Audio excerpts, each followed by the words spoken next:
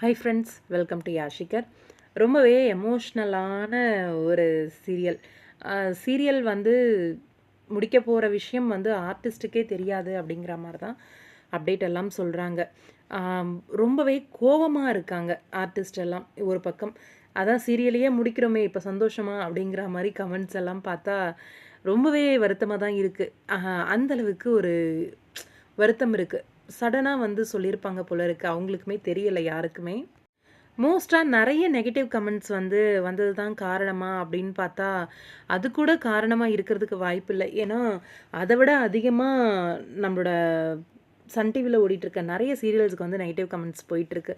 அப்படி இருக்கும்போது அதெல்லாம் முடிக்காமல் இந்த சீரியலை எதுக்கு இவ்வளோ சடனாக முடிக்கணும் அப்படிங்கிற மாதிரி.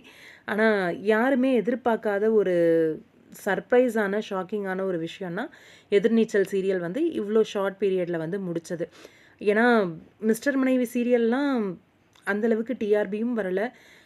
அது ஒரு ரீசனா வந்து ஹீரோயின் கூட சீரியலை விட்டு விலகுனாங்க.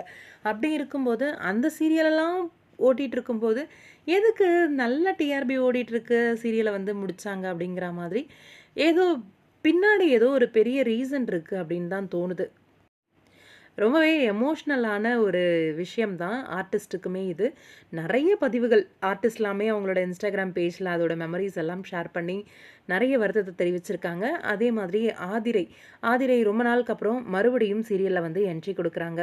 கோட் சீக்வன்ஸ் எல்லாம் அப்கமிங் வருது. இந்த கோட் சீக்வன்ஸோட தான் இந்த சீரியல் வந்து முடியுதா அப்படின்ற மாதிரி என்னென்னு கன்ஃபார்மாக தெரியலை. ஆனால் அப்கமிங் ஷூட்டிங் ஸ்பாட்லேருந்து இந்த அப்டேட்ஸ் எல்லாம் ஷேர் ஆயிருந்துச்சு. ரீசெண்டாக ஹரிப்ரியாவோட பர்த்டேலாம் வந்தது இல்லையா? கேக் கட்டிங்லாம் நடந்திருக்கு அந்த கோட் சீக்வன்ஸ்லேயே. அந்த ஒரு ஷூட்டிங் ஸ்பாட்டோட அப்டேட்ஸ் எல்லாமும் ஷேர் பண்ணியிருந்தாங்க.